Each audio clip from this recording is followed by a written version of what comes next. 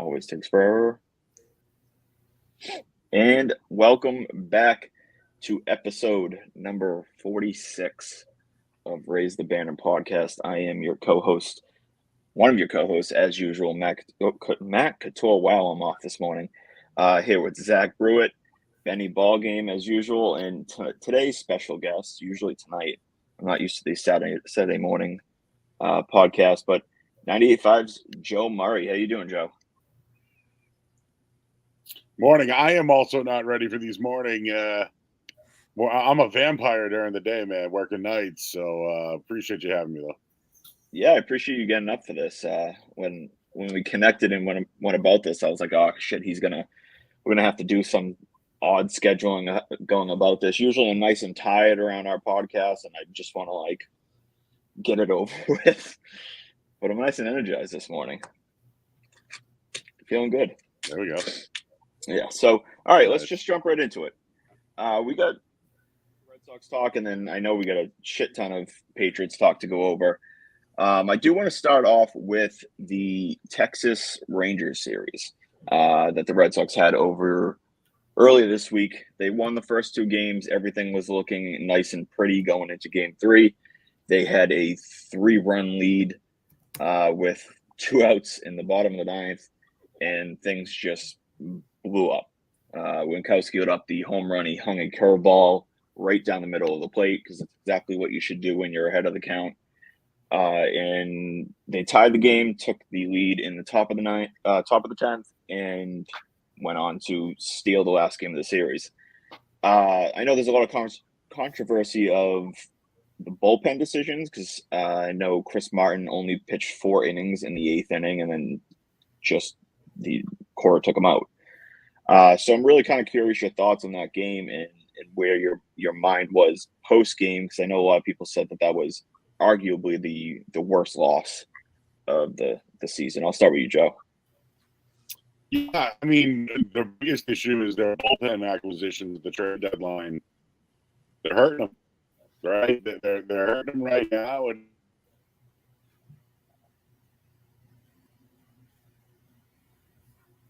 can you guys hear him? Hold on one second, Joe. I'm going to remove you and bring you back in. All right, well, I'll go to you, Zach. What were your thoughts until we get Joe connected? Yeah, I mean, I think I was going to share what I think Joe was going to go to, which was just the bullpen acquisitions that we talked about a couple podcasts ago are just not working out. I looked up this morning. Luis Garcia's ERA coming in was, I think, low 3s or mid 3s, right around there. It's over 14 now.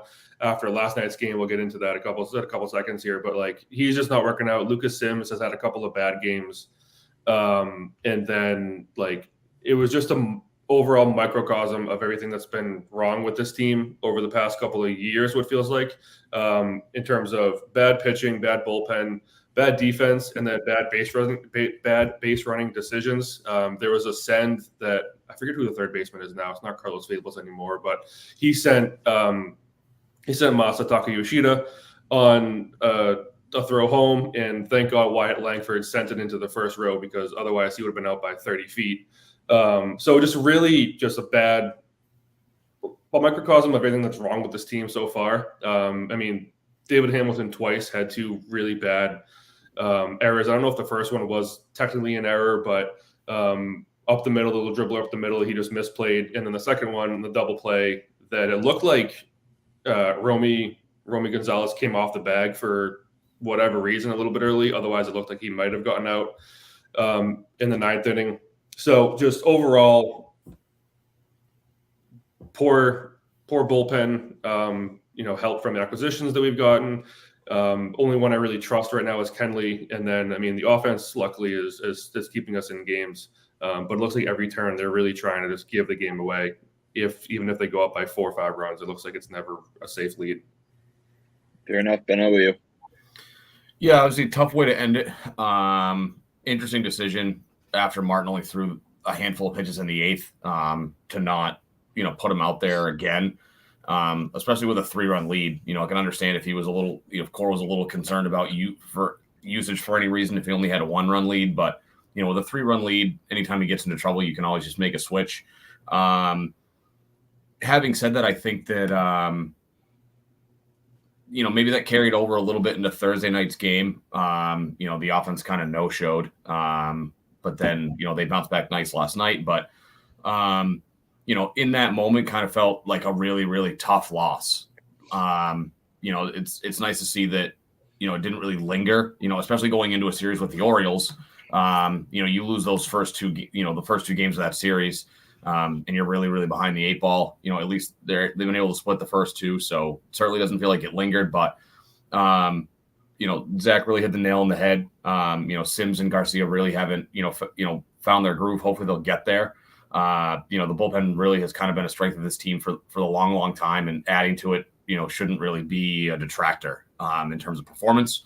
So hopefully they can turn it around, and maybe it's just a little bit of an adjustment. Obviously, Andrew Bailey seems to have a little bit of a different philosophy when it comes to pitching. Maybe it's just an adjustment period for those two guys, and hopefully they can figure it out and be a key part of the bullpen moving forward. And hopefully they can right the ship and go back to the way things were a couple weeks ago. Yeah. All right, Joe. Now that we're properly connected, I'll let you get to it. Of course, I'm going to talk and it goes up. But yeah, you mentioned it. The bullpen acquisitions haven't worked out. I still think that they were good moves. They had to do something. Just imagine what they would look like without having, Sims or these guys. So this is the way the Red Sox have to win now. They have to outscore everybody. They don't have a bullpen. And quite frankly, it does come down to Alex Cora and some of his decisions. He's the guy I want to be the manager here, but he has been, like Brendan Bernardino throwing three batters and three total batters getting 2 outs. You're wasting bullpen arms. And I just feel like the way that he's going about, I don't know if it's too cautious. I don't know if it's too like micromanaging maybe is the word. But what is the worst loss? Like they keep losing games in the 9th, the 10th, and extra innings. Texas was demoralizing, right? It was a terrible loss. But, I still look at the team as they're in it, right? As with all the flaws that they have. And let's not forget that in August, generally, Alex Cora's teams suck. And it's the same thing. So, I don't know. New team, new regime, new GM, whatever. Same old August swoon, that's on Cora. But at the same time, he's given a bunch of crap. He's trying to work with what he has. And, I still blame him.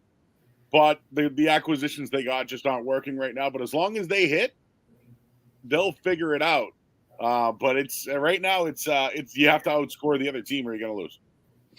Yeah, I mean they're I believe it was going into yesterday's game. They had the exact same record as this time last year.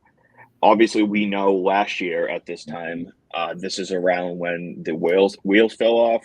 They went down a big spiral, and their record really didn't kind of represent the season as most of the season that they had. They were 8 games above 500 at this point last year, and they ended up 78 wins last year. So things really fell off, especially in September. It was a disaster. But, I mean, you guys all kind of hit it on the head in the sense that this bullpen has just been a disaster. Garcia has let up 4 home runs now in what is, I think, like 7 innings in Boston, and he had let up 4 home runs in about 47 innings in LA. I don't know if this is Bailey doing something different than usual than what he really is used to and what he was doing in LA. But at this stage in the game, I don't think Bailey should be trying to mess with someone like Garcia. Let him do what he's used to doing. So if they're making adjustments here, it's saying, let's throw the fastball less, let's throw the curveball more. Stop. Like this is something that you mess with maybe in the early season. You mess with some prospects. Like I know the guy, Zach Priester, I think it is, that they got with York. Quinn, excuse me. He was disastrous in his first 2 starts here. And then he came in and threw 5 no-run innings last night, and he did it over 42 pitches. So he's obviously making adjustments. But for Garcia and Sims, they don't have the luxury and the time to make these adjustments with these type of guys. They got to just kind of go with what has been working with them this year, because we can't be blowing games. We like 1 or 2 games very much might be the reason we missed the playoffs, and that's just it's just a very poor approach. So whether it's Cora needs to tell Bailey to not be doing this with these 2 new guys, or it's Cora just kind of making better decisions. I think going forward for at least the next week, Garcia can't be brought in any type of close game. Like I mean, would you guys trust him at any point being down, up 2-3 runs? I certainly wouldn't. No, they're very No, minimal I would. right now. I would. You would? I would. Yeah. I understand he's struggling, but this is a 37-year-old guy who's got playoff experience. He's working it out. I don't think Bailey's got anything to do with what he's doing personally. I think it's all situational. I think it's the people they're going against. Cora's not putting the right matchups in. He's putting up against guys with better records than what he's got. I blame Alex Cora. It's Alex Cora. Like, we can talk what we want. It's Alex Cora. He's micromanaging way too much. The Red Sox are exciting, but this is boring to me. What I mean by boring is they don't have anybody. What are you going to go to Priester? Is that what you're going to do? They're going to have to at some point. It's Cora. He's forced to put guys in bad situations. And, the other thing about him is that he's 37 years old. So he might be cooked from his time with Anaheim. So I'd go back to him because he's done it before. And you're going to need him the rest of the way. You can't just go away from him now because he's had a bad couple of starts. But if you want, do you think he's a middle relief guy? No, he's a back end of the bullpen No.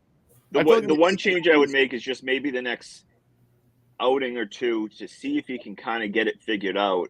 I would just struggle to bring him in a close game unless it's. How can you manage that when you're the Red Sox?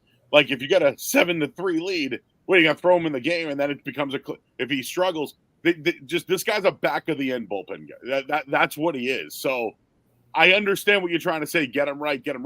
The Red Sox aren't playing right, so you don't have a situation when you can do that. Well, the problem is they don't have better options, and so if Kelly was pitching like he was early in the season, if Winkowski was, I don't think he's been bad at any big points, long stretches this year, but if they had a couple more lockdown outside of Martin Jansen, they would have a little bit more luxury of how they can approach with Garcia. But because they don't, they're kind of stuck in this view where whoever is available and whoever has fresh arms, they kind of have to go with. And that goes back to, like you said, Cora's kind of forced into, picking and choosing between a bunch of mediocre arms right now.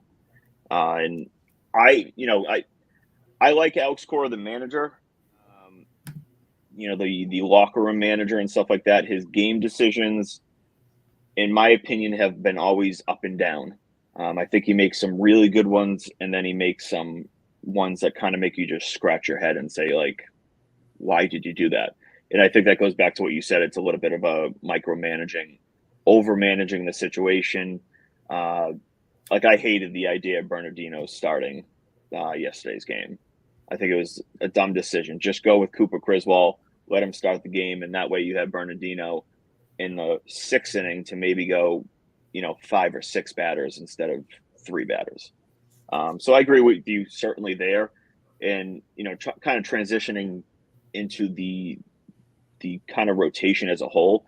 Yeah, you brought up Priester. They might need him. They're signed Rich Hill yesterday. And if you're signing Rich Hill on August 16th in a season that you're trying to make the playoffs, things aren't going very well with your pitching rotation.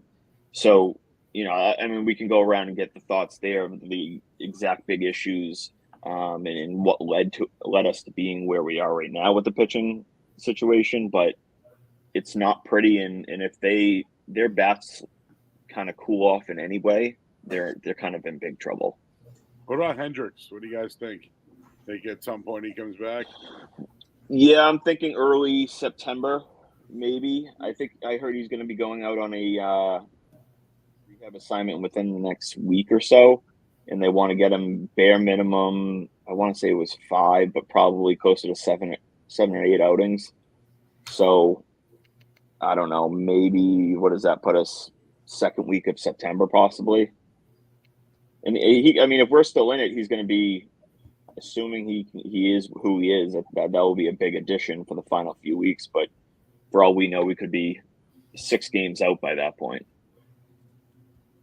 Yeah, one thing I want to keep in mind, or at least keep an eye on, is, the schedule that we have for the rest of the year and the schedule that the Royals have for the rest of the year, right? We're kind of chasing the Royals. I looked at the schedules just this morning, and we're our gauntlet. We're kind of at the end of it, right? We had the Dodgers and the Yankees and the Astros and the Orioles. It kind of tails off for a couple of series. We have the Diamondbacks next, then we have the Blue Jays, where it almost flips for the Royals. They have the Indians coming up, then they have the Yankees, and they have another thing with the Astros. So they could completely fall off the wagon too, where we get some help with our schedule. So I want to keep an eye on that. As you said, Liam Hendricks might come back. Now, he might suck for the first couple outings, just getting his feet wet at the major league level, right? He might kind of go do a Luis Garcia and kind of just give up the home run after home run and looks terrible, and maybe hopefully he figures it out. But we're only 2.5 games out, so I do want to keep an eye on how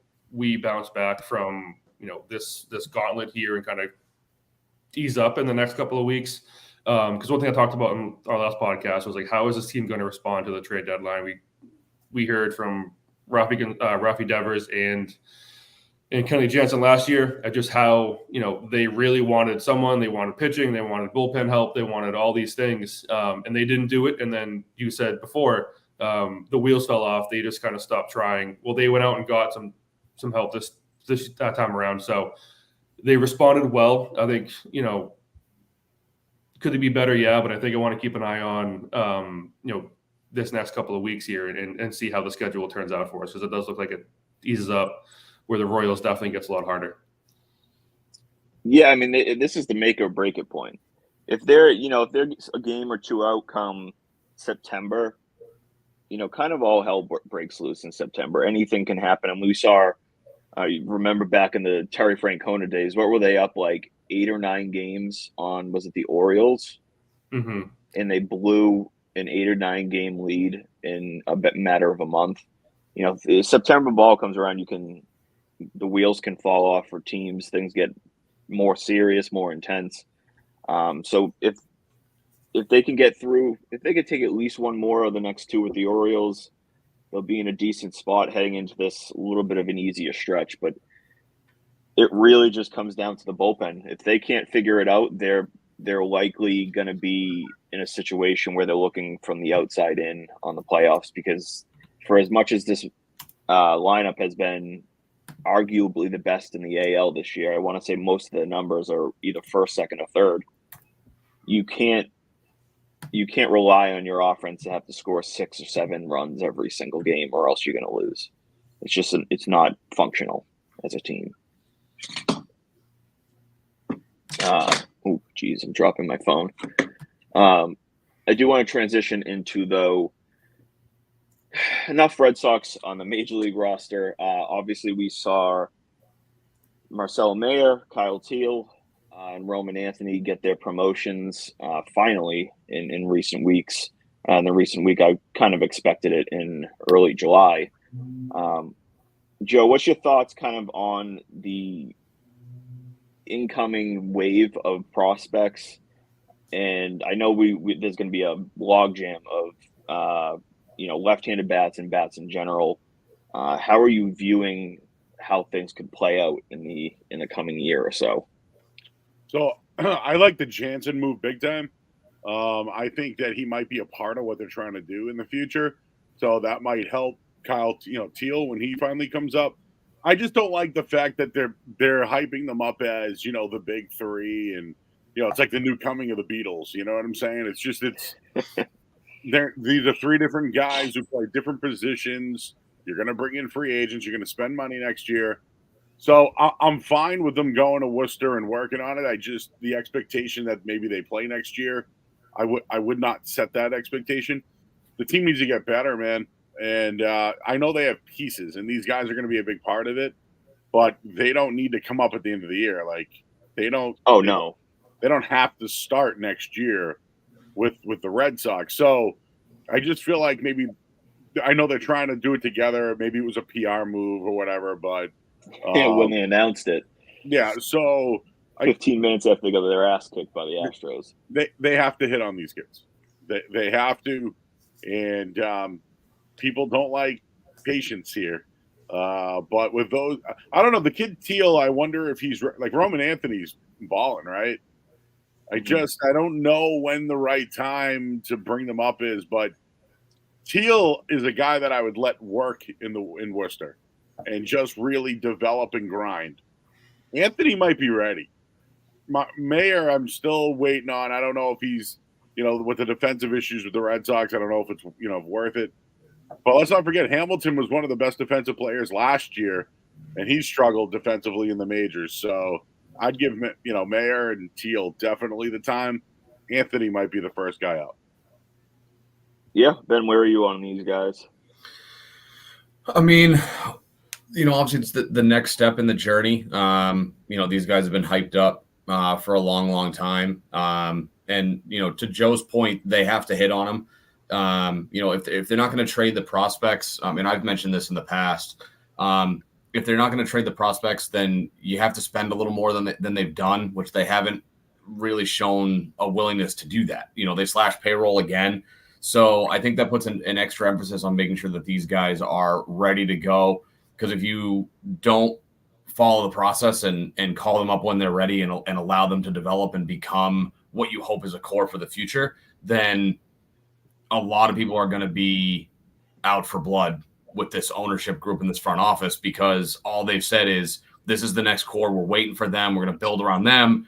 But then if you don't do it right, well, then it's like, well, what did we do? We just wasted 3 years waiting for these guys to come up, and you didn't even manage the process correctly. I think, also to Joe's point, I think Anthony's probably the first guy to come up. And not that we need outfield help, because not that we need outfield depth. We've got plenty of outfield depth.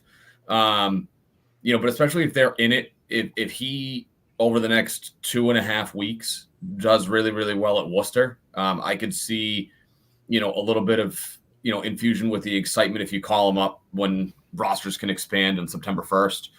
But I still believe in these guys, and I think that you got to build around them. But, the big thing that I think you have to do moving forward, especially if they don't come up this year, whether it's regardless of how many, is I think you have to spend more money in the wintertime. Because if you're not going to call these guys up, if you're not going to do anything until these guys are ready, and then you don't spend to build around them, that's kind of a tough look. It'd be nice, to see them and hopefully help make a playoff push. But they got to get the process right and make sure that these guys are good to go. And again, maybe they're up in 2 weeks, maybe not, but you got to follow the right steps and make sure that they're good to go and develop these guys the right way. Fair enough. Yeah. Zach, what about you? Kind of the same. I mean, we've been hearing about it for 3 years, right? That at least Marcelo Meyer is the next big thing. Roman Anthony, I do always have a bit of skepticism when a prospect makes such a meteoric rise the way that Roman Anthony has. Now it looks like he's legit and here to stay.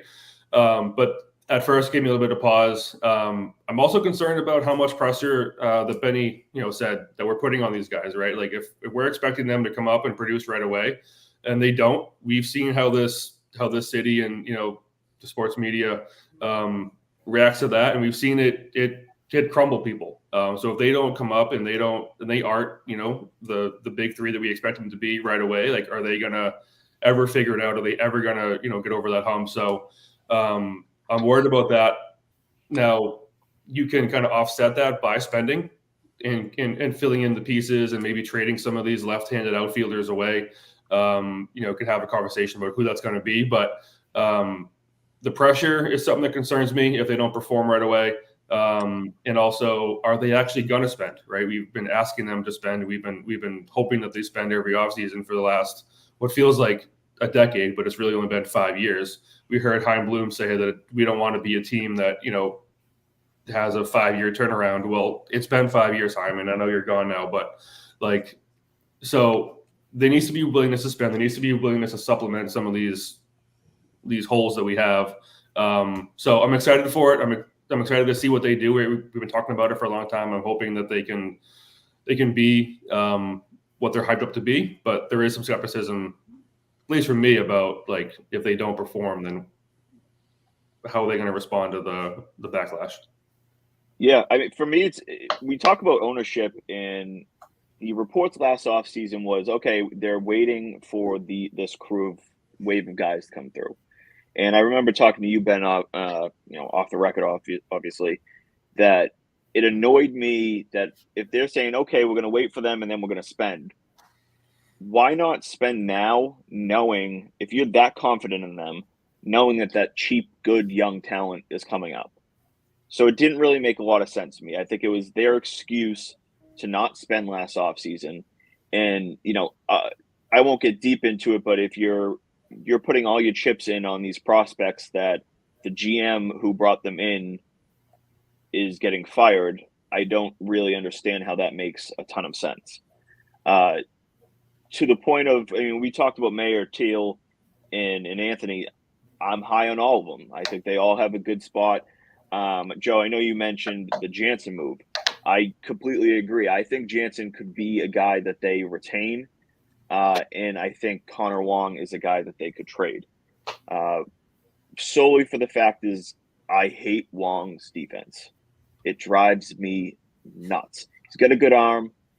His bat has become above average, certainly above average for a catcher.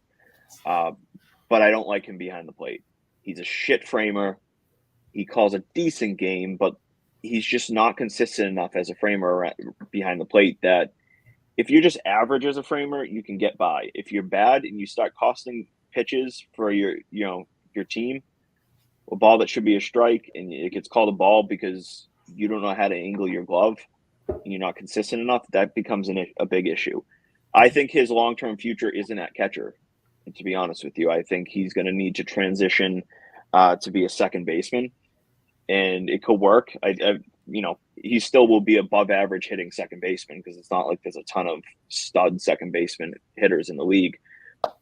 But unless he figures that out behind the plate, which I don't see, I think he's going to be gone. I think that they could trade him and kind of sell high on him and keep Jansen. And when Teal's ready, they got that left-right combo so that they don't have to throw Teal in the fire.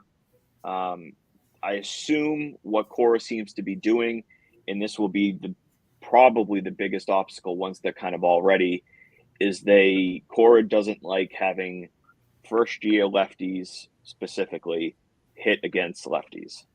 We saw it with Casas last year. We're seeing with Abreu this year. If they have an influx of 2 or 3 guys all at once that are all lefties in the majors, they can't be only playing against righties, or else there's going to be an imbalance and they're not going to be someone's going to have to play versus lefties. And I didn't even mention all through those 3 guys. There's Christian Campbell too. That dude should be in AAA, to be honest with you. He's got the least amount of time in AA, so I understand why they're keeping him. The kid can play center field and middle infielder. He's batting 340 in AA with just a double or a home run or a triple every single game. Basically, he gets 1 or 2 hits every single game. He's just been as consistent as anybody in AA. I like the future of the team, but I don't think any of us have a tremendous amount of confidence in them spending this offseason. Until we see it, I don't believe it. And so I'm going to be skeptical. I'll be optimistic that it will happen, but to kind of all your point, if these guys don't pan out, ownership's going to be in a terrible, terrible spot, and Craig Breslow will be in a terrible, terrible spot. So I'm optimistic about the future, but it's going to be a lot of shuffling pieces, and hopefully Craig Breslow can make the right moves in deciding who to keep. I've been a little bit vocal that I think it's going to be Jarren Duran who's shipped out.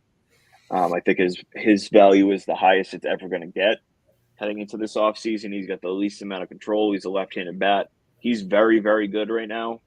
You could get a stud pitcher for him, a stud major league arm that's ready, that's here and established, and get him in the door and kind of instantly surge the entire rotation and make the rotation go from a shit rotation to a pretty good rotation. So, yeah, I mean, that's kind of it for the Red Sox I want to talk about. I know we got a lot of Patriots, so we can kind of transition into that. Preseason game 2 happened for the Patriots, obviously, on Thursday night, a couple nights ago. We saw what I think most people believe was a pretty good start for Drake May, what you could have expected in his first extended outing. I'll start with you, Joe. What's your kind of overall thoughts on the preseason game 2, how Drake May looked, and kind of this whole, are you buying into that there's still a QB competition kind of in the mix? That's what Gerard Mayo said, right?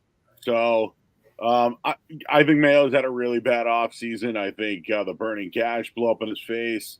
I think weaponizing the offense blew up in Elliott Wolf's face. So the fact that, Gerard Mayo is saying these things, it's not doing any favors for anyone personally, but I got a spark seeing Drake May. I've been down at camp. I think the kid's loaded. If we were down at the playground and we were going to pick first pick, he's the guy. Brissett's only going to play. Good way to put it. Here's the deal. This is the absolute truth. The people saying Drake May is not ready, it's a shield against the Patriots. The Patriots aren't ready.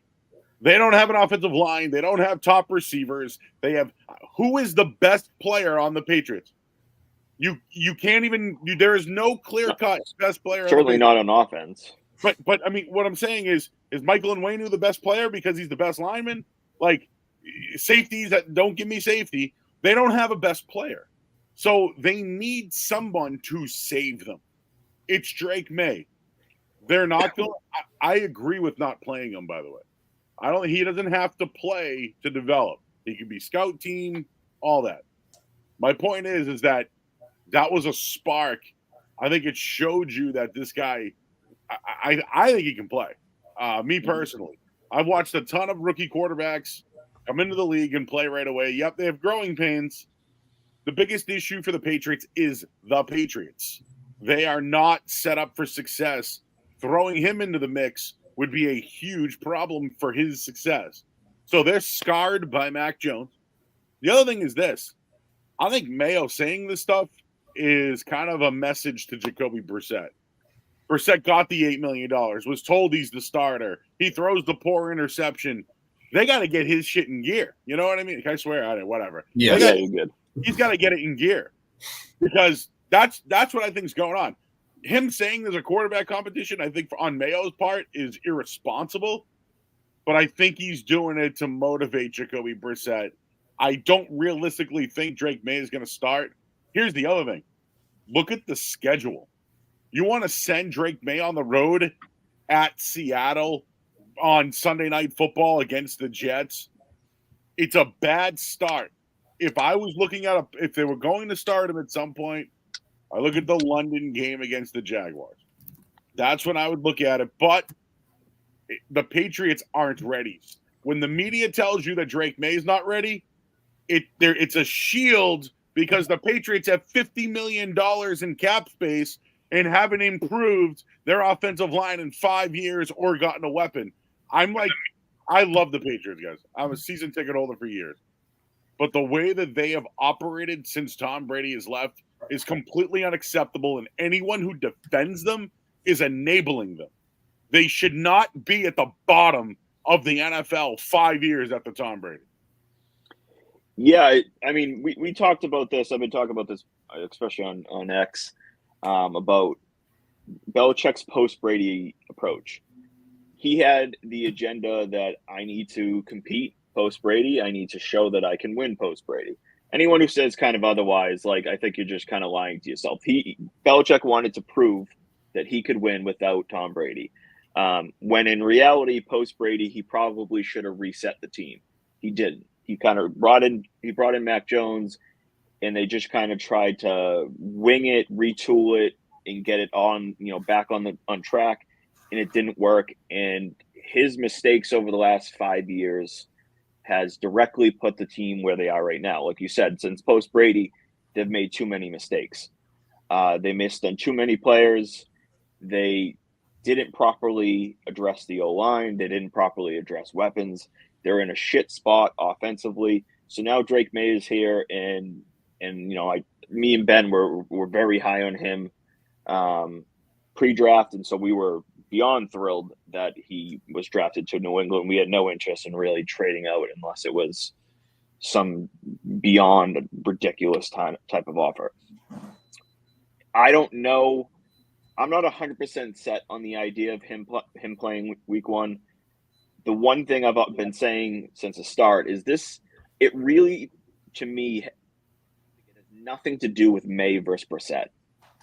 It's not like May needs to outplay Brissett. And I know May has been saying that, but I think it's a lie.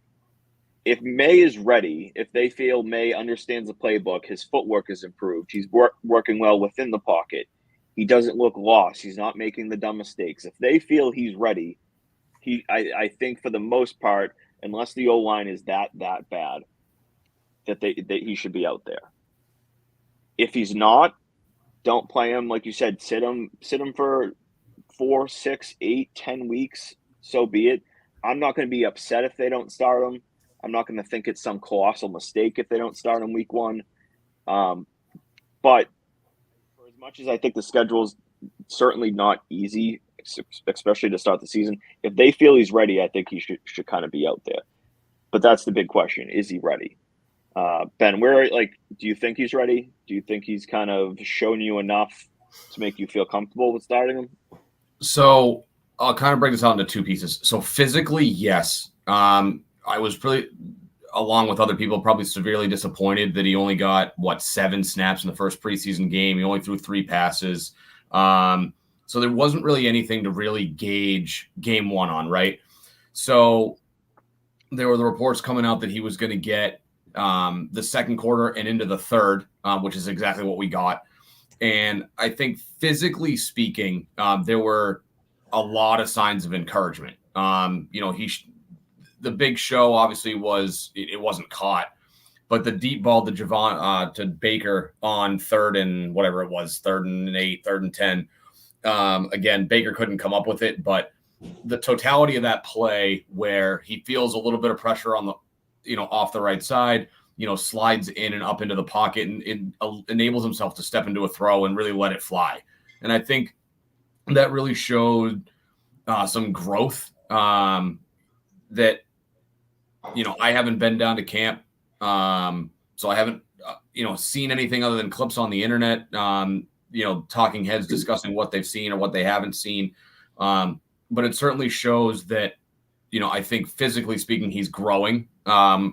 So I'm at a point where him being ready is solely based on his ability to grasp the playbook and going through progressions and understanding and reading a defense. The physical talent is all there. I think we really saw it at times really show up in the game the other night. So I think it's really going to come down to, his understanding of the playbook and grasping what Alex Van Pelt wants to do here. Because, again, the physical ability is there, and that really showed up. I don't want to see him unless the Patriots feel like they can protect him and that he's ready to take the reins, that he understands what he's doing, and then, that they want him to develop in game-like situations, which, you can only really do so much of that in camp and in the preseason. I think when he first came out the other night against Philly, the only difference they switched in the offensive line was they put Leverett at center and left the rest of the O-line in, at least for a couple of series, and then they switched it out. So, I thought while he was in there with, 80% of the starting offensive line that we would see theoretically, or at least have seen in camp, they kept him upright. So that's certainly encouraging. But as long as, he doesn't speed up the game, which it didn't look like he did. He looked calm and poised, which was really encouraging to see.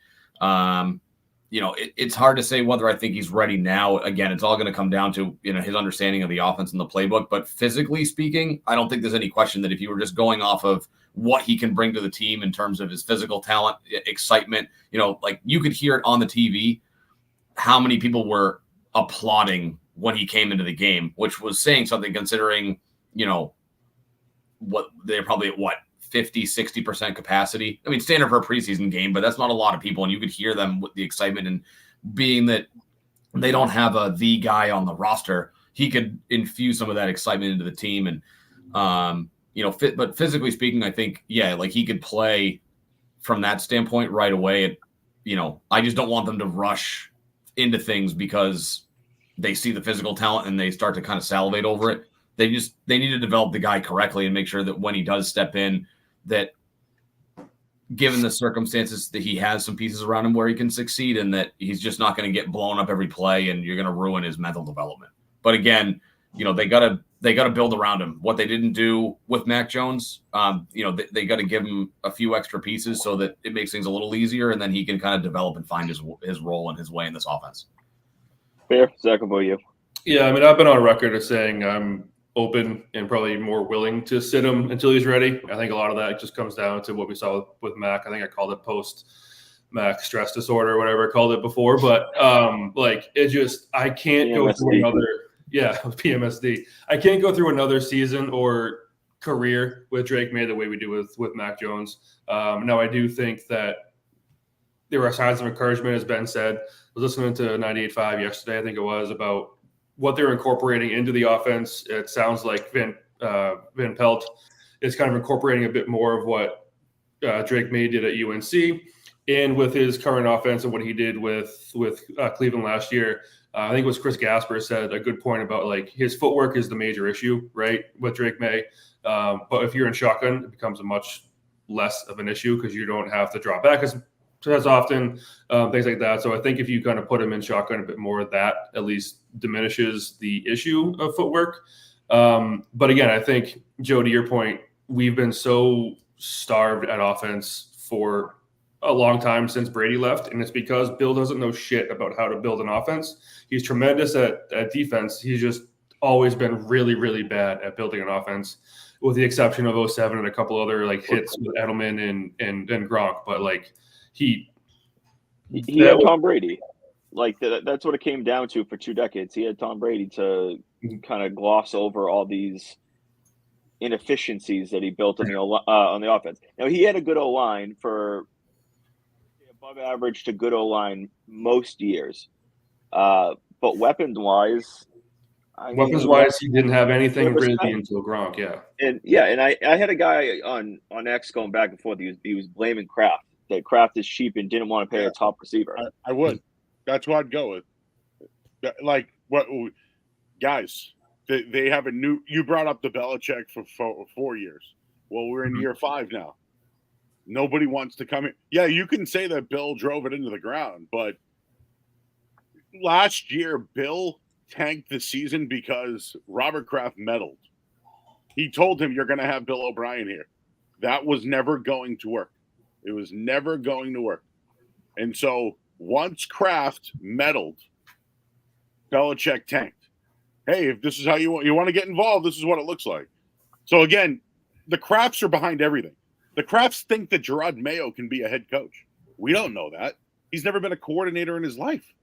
And then they're bringing Alex Van Pelt. Yep, big wait and see. No other team in the league has a coach right now that was never a coordinator. Never. Like Andy Reid's the only one, and that's a different story. He already got fired in Philly. So, I mean, the Krafts think it's them. They think they're the reason why there's been success. But, dude, just to bring something up, the Javon Baker throw the other day, the one that he missed, Baker got open. He's a 4th-round pick with a lot of talent, but he's boom or bust. Imagine if you actually had Calvin Ridley or Jacoby Myers and spent $1 more million. Like, that's Kraft.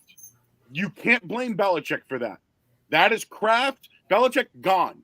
Elliott Wolf in. They're spending, but they don't want to go the extra mile still. That is on ownership. So this is a show. We have opinions, but I think that's a fact that Robert Kraft doesn't want to go the extra mile. Guys, just imagine if it's Brandon Ayuk out there throwing Drake May throwing to. Just imagine if it's Ridley. Just imagine somebody else that's an elite receiver. That's where they're at. They're at a 4th-round guy they're trying to hit on versus paying for a guy who can actually do it. Yeah, I mean, they especially in recent years, the last 3 or 4 years, the Crafts have certainly stepped up their influence on decisions. Whether we heard about the whole Mac debacle, whether they kind of forced the pick on him, whether they forced to keep him. Last season, we heard that Belichick might have wanted to trade him. I do agree, certainly, that Kraft influenced the Ridley decision to not kind of give him the extra influence to try to come here. Whether the whole girlfriend didn't want to come up north or not, we don't know if that's like the truth or not. But money, bro, it's all about money, man. If Kraft kind of went and said, we're offering 22, let's offer 24 or 25, Ridley could be here. I do think that they made the reports are real regarding Ayuk, and Ayuk just doesn't want to come here. But that comes down to the position the Patriots are in, and that in part is in part due to Kraft over the last few years. That's the bill too for building a shit team. He's a GM. Yeah, well, he's the one who has to build it, But I'm talking this year, dude. Bill this year, but if you back 4 years, he's done nothing for the past 4 years to build a functional team. Take Belichick out of everything. They just re-signed all of Belichick's guys. The Belichick stuff's over. The new regime has to overpay to get anybody. They're not going to do it. So guys don't want to come here. So you got to give them a bag. You got to give them a bag, and they don't want to give the bag.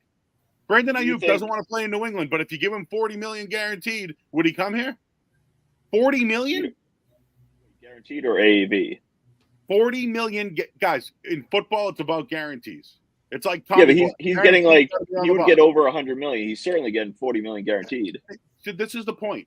The Patriots suck so bad that if they want to get anybody, they can't just give them. We'll give them $28 million annual. No, you got to give them the bag. If you want somebody, you got to pay them. And in football, they did. To bring up Belichick, in 2021, they paid everyone. They paid Hunter Henry, Matthew Judon, all those guys, and they made the playoffs. So, like, if the Patriots want to get back to anything, they have to pay the bag. They can't just pay the annual average. They got to give them the bag, and that's still on them. If they wanted Calvin Ridley, they could have him. And if they really wanted Brandon Ayuk, even though he doesn't want to play here, they would have had to give him the bag. I don't think he's worth the bag personally, but this is where they're at. Guys, I'm telling you this. Kraft has to pay, and he's not right now. And that's what's going on. Like, to give you an example, right? Years ago in baseball, when the Red Sox had Pedro Martinez or whatever, it was unheard of to give someone $20 million. It was unheard of. The Red Sox were desperate. They paid someone a contract that was absurd, but that's how they got him. The Patriots now have to do that with everybody. Yeah, well, until they, in a perfect world, May shows enough this year where it kind of changes the narrative on the Patriots. I agree fully on Ridley. They didn't go the extra mile to get him here, whether they just felt like, that's not the guy we want to overspend. That's, I guess, their decision. But if they offered Ridley 26 a year per year, he would be here probably right now. I think that Ridley would have said to his girlfriend, "Hey, no, or his wife, hey, we're doing this. Like, I'm taking the extra mile." I do believe that they did the extra mile with Ayuk. I do believe by Mike Reese's talks about like 32 a year and Fowler saying they gave top tier guarantees. Granted, we don't know what that exactly means, but Ayuk wants to stay in San Francisco or maybe go to Pittsburgh, and he's going to end up staying in San Francisco because San Francisco is going to go up to the 29-30 per year mark, and he should stay there. That being said, I do think that they gave the bag offer to Ayuk. And in that scenario, it just kind of didn't work out. But to your point, either May current team improves and shows momentum going forward, or unless they drastically overpay for a guy, they're going to struggle to get players here. To go into the conversation of what I was saying earlier, it's like Kraft especially in the early years and up until Brady left, really, I don't think had a tremendous amount of influence on the roster. Maybe Brady specifically, because obviously we know about the turmoil with Jimmy G and all that type of stuff. But Belichick, for the most part, invest in weapons money wise. And other than Gronk, really, and Randy Moss, he didn't do that. He paid big money to defensive guys. He had no problem doing that. He gave Gilmore the highest, I think it was the highest AAV for a corner. He paid Hightower, D-Mac, going all the way back to, the Dalius Thomas days. Like, he paid a shit ton of defensive guys. He really ever did offensively. So now we're in a new regime, and the question is, are they going to finally do it? And to Joe's point, he said, we're going to weaponize the offense. Him and Mayo kind of came out strong and wanted to kind of, I think, give a optimistic view to fans. And in exchange, they kind of put themselves in a corner to kind of, make that happen. It has not happened. I think that the weapons, while I like Polk and Baker, the weapons could be better. And more specifically, the left tackle position could be better. The biggest, I think, mistake on Wolf's part so far is not about finding a tackle in free agency. It was because the tackles in free agency sucked, absolutely sucked. It was, they should have said, okay, the tackles in free agency aren't good. We need to be aggressive here and find, if we're not going to draft a tackle early, and find a viable, reliable tackle on the market. And I know that's easier said than done because tackles don't get traded that often. But you could have found a veteran that was reliable and that you could have put at left tackle for the next 2 or 3 years and said, I know that this position is at least going to get solid play. And that's kind of been his biggest mistake so far. And it's going to directly influence what we see from or don't see from Drake May for the next few weeks. And one more thing on May that I kind of want to just kind of point out. The one benefit between him and Mac that I think doesn't get talked about, I guess, enough is Mac came from a perfect situation in Alabama. He had, Judy, Smith, Waddle, Jamison, Williams, I believe 3 of the 4. Was Williams already in the league? I think Smith Williams was already in. One of those 4 was already in the league. He came from a great situation where he wasn't asked to do a ton. He just sat back and just shredded defenses. May's coming from the complete opposite. He's coming from a situation where he's the superior talent around a bunch of talent that is just not good. The O-line was bad. The weapons were mediocre at best, especially in his last year after Downs got drafted. And he had a new OC in the final year. So coming into the league, the idea of throwing May kind of in the fire of an NFL season, I feel slightly more comfortable with that because I think he's just experienced it a little bit more. So I think that's kind of what has pushed me into the I'm okay if they start in week 1 kind of train. But I don't necessarily think that it's the wrong decision to not start him by any means. You guys kind of, what are your thoughts on like that aspect of it? I mean, there's something to be said that he meaning May, needed to overcome more than Mac Jones did. I don't know how much that really, like how big that really matters on the big stage. I think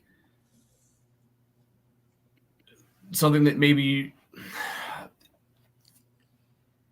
that's probably more of a piece is because of the situation he was in, it changed how Drake May had to approach the game.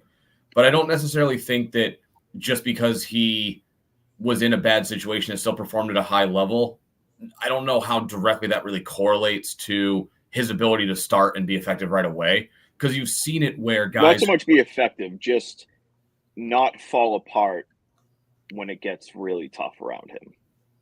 Like dealing with the chaos. Yeah, but you see it, like, look at a guy like Joe Burrow. Joe Burrow had an unreal situation at LSU. And granted, he had T. Higgins as a rookie, and then he had Jamar Chase a year later. But he was trending in a direction until he tore his ACL as a rookie where he looked like you saw a promising future with him in Cincinnati as the number 1 overall pick starting right away, not in as advantageous a situation as he found himself when he was at LSU the year before. I'm not saying if you're in a good situation, you can't like work in chaos. It's more so like if you deal with tough situations, you're more prone to be able to deal with future tough situations. Not that if you're working. If he's, obviously, North Carolina, you get talented guys every once in a while, but if you face adversity, sure, I think maybe that probably shows itself where he's a little bit more calm and poised than you'd see out of certain rookies. You really can't tell until they get up here, and they put the pads on and they're getting hit first. You don't really know. Maybe it helps with the ability to face adversity. Maybe a little bit, but I'm not sure how much that really translates into, how much of a direct correlation it is between facing adversity in college than being able to face adversity here. That's fair enough. I do want to do one more Patriots topic, more specifically because it kind of branches into the Mayo and Wolf kind of transition here. We obviously saw Matt Judon get traded to the Atlanta Falcons. Joe, what were your thoughts kind of on how it was all handled from, I guess, off-season into training camp? Obviously, there was some turmoil between Judon and the team. Do you think ownership, the front office and Mayo handled it poorly? Did they handle it well? And what were your thoughts on the trade? I think they could have tried to get more if it was the off season. But it was a bad look. He basically called the Patriots liars, which is a fact. And quite frankly, it looked bad on the Patriots. This is one of the top premier pass rushers in the league. Granted, he's been injured. And granted, they gave him a bump last year, which he took the bump knowing that there's no way he could play for $6.5 million the next year. So that's on the Pats too. And that's not even on Belichick. Belichick gave him the money to then go year to year with the guy, which is what the crowd. Yeah, he could have, if Belichick would have very possibly given the extension or another bump this year. Exactly. But don't you want to go year to year with a guy with injury problems who's in his mid-30s, low 30s? So I think the way that Belichick set it up for him was great. But $6.5 million, this guy used to make $14 million guaranteed a year, and he's making $6.5 million. It's an insult to him. It really is. That's where the Patriots need to pay a guy. Now, the question is, do you want to reward a guy who, obviously was yelling at the coach and going at the GM and all that? That's a different story. The fact they got a 3rd-round pick and the fact that the Falcons got one of the top pass rushers and signed Justin Simmons the other day, they just got 2 Pro Bowlers in back-to-back days, yet they were criticized for drafting Michael Penix in the 1st round. Well, now they have 2 defensive players that they got for nothing, essentially a 3rd-round pick. Sounds like the Patriots wanted a 2nd-round pick. I think that might have been reaching for a guy like Judon. But just in reality, though, $6.5 million guaranteed for a pass rusher in the league is insulting. He might get a new deal in Atlanta. I think he will, or they might give him a bump. But, Mayo, at least publicly, him kicking him out of practice might, probably looks good in theory. But I think it's a terrible move in general. Not the pick, not sending him to Falcons, none of that. They no longer have a face of the team. It affected the team. They were upset about it. They were going to bat for him. Every single guy got paid but him. Do you think Judon would have accepted a bump just this year? Yeah, from what I heard, is that he gave he says they never gave him an offer. That's at least what he said. I guess he gave them an offer and they never accepted it. So, I just think it was a really bad look for the Pats because they have $50 million. They have all this money. What are you doing? And I get it. You don't want to reward a guy that's been an issue, but this was the face of the franchise. I hate to say it. He was. They don't have one now. That's why I asked you guys, who is the best player on the team? Probably Barmore, but he's not even playing now. So, I agree completely there. The thing with Judon is they should have handled it more in the offseason. Instead, they kind of kicked the can down the road and thought that maybe he would just play on 6.5, and I think that was a dumb approach towards the whole situation. I don't know if Judon would have just taken a 1-year bump. I think he obviously was pushing for an extension, probably a new 3-year deal and scrapping this one. But they should have handled it in the offseason. They shouldn't have let it go to camp and said, we'll let it get public. And Judon came out and trashed them a little bit and said that they're not even kind of trying and all that. Like you said, he was arguably the face of the franchise and was one of the most vocal leaders on the team. So, I think that they should have. I like the return, so I'm not upset about the idea of trading him. And I do like the concept of they kind of stood their ground. No matter how much they screwed up the process of it, I think they at least stood their ground and said, okay, we don't want to extend him and he's causing issues. Let's get him out of here. But I would have given him an extra $5 million this year. Make it about 8 or 9 million guaranteed and another 2 or 3 million at least in incentives to kind of make him happy and keep him around this year. I don't blame them for not wanting to extend him beyond this year or maybe next year, but I think they kind of royally kind of screwed up how they approached it with him. You agree, Ben? Yeah, I mean, I think the optics were certainly tough. Being on the field, talking to Mayo, getting kicked out of practice, 15 minutes later shows up and he's having animated conversations with the GM. I mean, obviously he had expressed frustrations over not having a deal. Certainly should have been handled in the offseason. I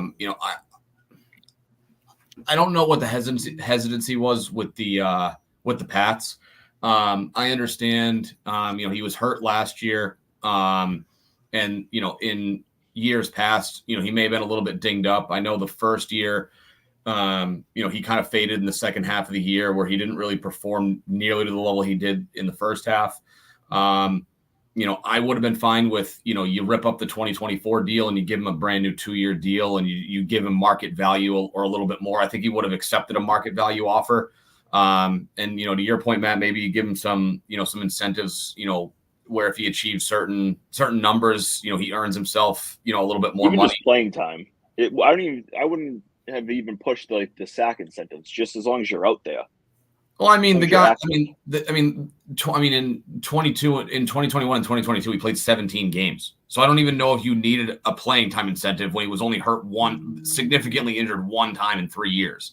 Yeah, maybe sure. So contract-wise, it would have been deemed not likely to be earned, so because he didn't play much last year. So they would have had the flexibility to do it, even though they didn't really even need it. But I would have just said here's 8 or 9, maybe even 10 million guaranteed. We'll give you another 2, 3, or 4, and pretty easily reachable incentives. If you're healthy and maybe you could do some low-level sack incentives. If you're healthy and you're playing at least some solid ball, you'll make another 14 million this year, and I think that would have kept him happy enough. But we obviously don't know that specifically. Zach, what are your thoughts? I was fine with it. I mean, it seemed like it was heading that way anyways. Obviously, would like to keep him around. Our defense and team as a whole is better with him. But everything that transpired, I feel like it was heading that way. As you said, paying everybody around him and not paying him being public on Twitter and having, I don't know if you want to call it a blow up on the sideline, but that little spat on the sideline with him. It was heading that way. The return, I was thrilled with. Like I said before, if it was Bill, he would have gotten a 7th round pick and we got nothing for him. So I like the fact that, we got a 3rd. And now you kind of move forward with Keon White, move forward with Anthony Jennings, or move forward with, maybe a platoon type thing. Keon White looks to be, a pretty good pass rusher, at least from what we saw last week. So I was fine with it. Like I said, he's not part of your future of this team. He's 32 years old, coming off a pretty significant injury. You don't know how he's going to recover from that. So, yeah, overall fine with it. But again, our team and defense as a whole is worse on paper now. We'll just have to – are we going to be able to replace or at least replicate his production from 2 years ago and the year before? Is that with one person? Is that with two people? I don't know. I don't know if there's anyone as good as him on this team yet. We haven't really seen or heard anything. So, yeah, overall fine. But like I said, we'll have to see what happens. I also think it's a bad look for the rest of the league. Like, wow, they just traded their best player and didn't pay him with all that salary cap space. This is another reason why players don't want to come to New England, because they feel like they don't pay their stars. And they didn't pay their biggest star in Tom Brady years ago. This is where I go back to Kraft, guys. It's I hate to be like the hot take radio guy, but it's just a fact. It's the easiest thing to lean on is, you guys could talk about the Red Sox doing the same thing, right? The Red Sox look like crap. Like they don't have pitching. Well, now the Patriots don't have a line, don't have a receiver, and basically have a bunch of mid-tier play. Like they have mid-round picks that they're trying to hit on. That's what they have. And maybe someone comes out of it, but it's a bad look on ownership not paying their best player who people associated him with the Patriots, And I think he tweeted out he had a broken heart. I heard that he really wanted to stay here, and they didn't. Yeah, I think it was actually McCarthy on 98.5 that they were talking about it, and he was like, "Oh, Judon didn't want to be here," and I was like, "I don't agree with that. If you gave Judon an extension, I think he wanted to stay here very much and retire. I mean, that's what he told us." Joe, how much do you think this Judon decision was a Kraft decision, or you think it was just Elliott Wolf saying, we don't want to give this guy a 2 or 3 year deal because he's really not part of the long-term core? It was probably an Elliott Wolf decision, but I think that Elliott Wolf's decision was because ownership didn't want to invest in him. Fair enough. All right, I want to finish this up. As I mentioned to you before the pod, Joe, we do a state your take moment. It could be anything, sports related, non-sports related. I know Zach did ranch is better than blue cheese, is that what it was? Yeah. That's what it was, yeah. Last pod. Do you got one for us? Some type of hot take that you guys can go, and I'll kind of build off what you guys say. All right, Zach, you got one? I got one, yeah. Kind of going off of JR's, we'll call it ambitious Bruins take last week.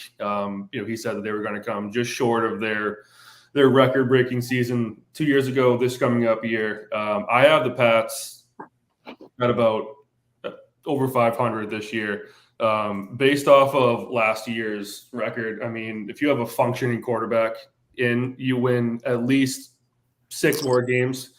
If Booty gets his 2 feet down in the week 1 against the Eagles, that's another win right there.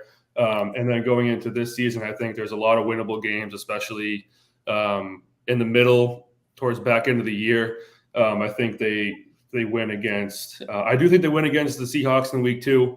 I know Joe had a different take there. I do think they win against the Jaguars and the Titans and the Bears, among other teams. So I think they're going to miss the playoffs ultimately, but if end up with about 9 wins.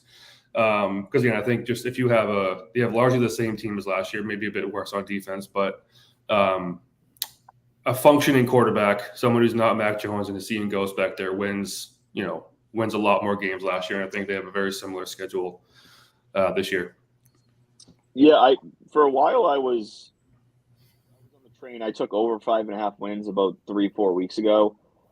Barmore is obviously probably out for the year, and now the Judon trade, I don't feel nearly as confident in that anymore. Yeah, because I think you lost probably your 2, I would say maybe your 2 best players on the team, no longer here. So I think they're going to be hard pressed to get up to that level. But like you said, I mean, a lot of it just comes down to the QB position. Pat's QB position gave games away last year. So if it's Brissett and he's just serviceable and doesn't lose you games, yeah, I mean, I think that they could have a better record than last year. But yeah, I mean, a winning record, that's certainly a bold. I mean, look at the Chargers game last year. You tell me you can't win, you can't score 7 points against the Chargers last year. They had 8 games last year where they were within 7. They lost by 7 points or less. Yeah, and I want to say 7 of them were 5 or less. Yeah, there was the Redskins game in particular. They're like, if Juju catches that ball, they're driving. If Mac Jones can just sit in the pocket against the Colts, like there's a lot of games that Mac and just the team in general gave away. I think with the actual functioning quarterback, they do go out and win 9 games, but still miss the playoffs. All right, Ben, how about you? So mine, I'm gonna dive into the college football world, and say that I think the 12-team college football playoff is a huge mistake. I think it's too many teams, and I think just depending on how it goes, I don't really think they'd ever really backtrack and go away from a 12-team format. But I think 12 teams is too many, and I'll go so far as to say, that you're going to find occurrences and instances where I think this is going to be a bad look for college football. The cream rises to the top. I think that when you have the format that they have, I don't know as if any of those first round games are really even, how many of those games are going to be competitive. I don't really know. I mean, 4 or 6 feels fine. I just personally don't think that, teams ranked outside the top like 5 or 6 are really up there with those top 4 teams, kind of, worthy of a bid for a national championship. I think that every so often you might see a couple of examples of why did one team gets left out of the top 4 and they could have made a run. But I don't think that happens often enough that, throwing in teams that are, 8, 9, 10, 11 in the country, or in this case where if you have a Power 5 conference champion like an SMU who happens to win their conference title and they're ranked in the top 25, they get, the last spot in the tournament, on that. Don't love it. I'll be curious to see how it plays out, but I think 12 is too many, and I'm not sure it's going to be a good look for college football. Fair. I didn't like 12. I was fine with 8 because I do think that there was a couple teams that could cause more chaos and then just missed out. I mean, we see it every year where there's usually one team, maybe 2 that were like, it was a toss-up of who's going to get that last spot. So I was fine with 8. Going 12, I think, is a little bit too much of a stretch. But, I mean, yeah, we'll see kind of how it plays out. For myself, I've already mentioned it, and I would be perfectly fine if I'm wrong with this, but it's that Jaron Duran is not a Red Sox the start of next season. I think that they're going to use him to go get a stud pitcher. I think they firmly believe in these young core players, and they have so many lefties, and Duran has the least amount of control of all these guys that they're going to say, this is the guy that has the most value. This is the guy that's going to cost us the most and has the least amount of control. It's time to kind of move on, and it will hurt. Has had an outstanding year, a top 10 year in the MLB, really overall. But just my prediction, not necessarily that I want him to be traded, but I think he will be traded this offseason. So, you guys see it happening?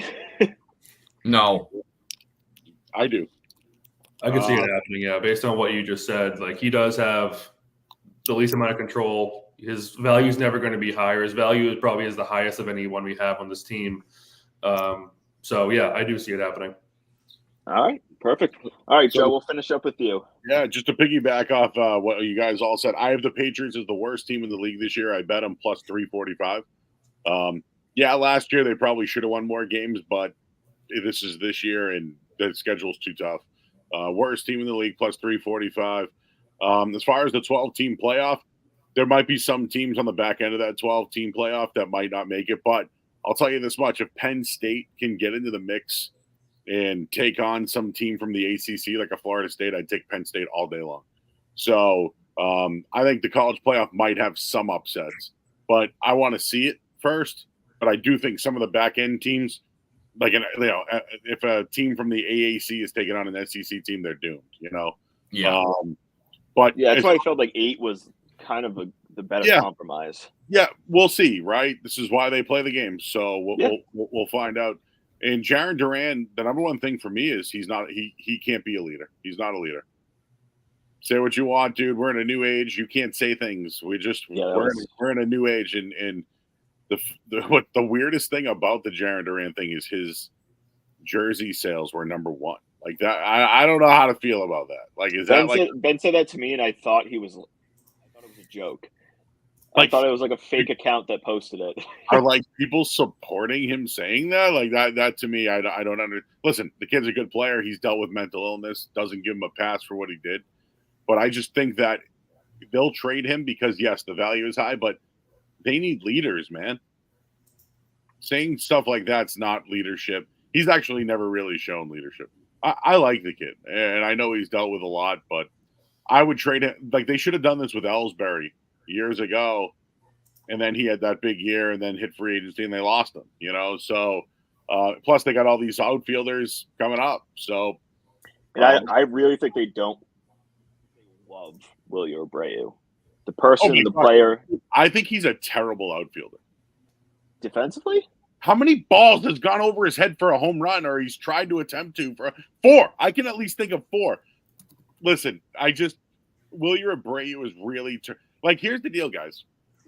We're like satisfied with guys who hit like 270 and have 15 home runs. Like, they can replace those guys. You know what I mean? Like, that's just, and the other guy is Pipes O'Neal. Like, yeah, he's done some really nice things, but like, replaceable.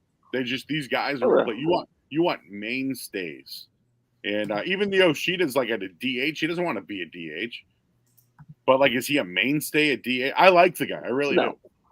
But that's what I mean. They have so many replaceable parts on their team besides the pillars. But Duran's a great player. He really is. But I would trade him for leadership alone, not because of his ability. Yeah, my one thing with Willier, I think, is his upside is still pretty high compared to what he even is right now. I think he has a much higher ceiling than even what he's showing right now, which is, I think, a pretty good baseball player. But yeah, I mean, as he is right now, he's probably pretty replaceable based off his stats. But yeah, what's your state your take? Oh yeah, my take was I saw this thing about pitchers. The Major League Baseball is discussing starting pitching only going 6 innings, and I'm absolutely out on that. Like, that's what we did at Parkway Little League growing up. Like, when you played Little League, you could only pitch 7 innings a week. So, like, these are Major League Baseball players. Like, and I get it. You're trying to preserve the arms and everything like that. I absolutely hate that idea. They've changed the game enough to where I like it now. I do. Wait, I think it was minimum 6 innings, wasn't it? Whatever. I don't care. It was a minimum. They had to go a minimum of 6 innings, barring a pitch count or an injury. I'm in on minimum 6 innings, but like, Ryan Baio ain't gonna get there. You know what I mean? Like, there are just some guys that so either way, I'm out. Like, I am out. Don't mess with the pitchers. Don't I think it's the bullet slider. Stupid. Stop with the off-speed stuff. Like, just, they're ruining the. It's because of money, and I get it. These guys are. It's so weird now that, like, these pitchers now, are they considered closers? The salary rankings, like, baseball has driven me crazy. Like, I don't know. The game I used to love is no longer the game. The game I played, I'm 42, so I'm probably older than you guys. The game, like, I played against Rich Hill, and he's still pitching in Major League Baseball. Like, I grew up with Manny Del Carmen. He's bartending somewhere. You know what I mean? Like, the game is not. That's why I think it's hard to relate. because it's not It is. the game that we played, right? It's all analytical based and numbers Yeah. based now instead of just trusting your gut. Exactly. Like, remember, I haven't played video games in a long time, but I used to simulate Madden seasons and not even play the games. I would just be the roster guy. Yeah. That's what baseball is now, you know? Yeah, like I'm at a point personally, like I guess like a secondary state your take. I'd much rather watch college baseball than MLB at this point. I think it's a far better product. I watch WNBA basketball because I think it's almost a better product than some of the other stuff that's out there because of the pace of the game, you know? Yeah. That's fair enough. All right. That's going to wrap us up today. We went not too far over what I expected, so I think we did a decent job.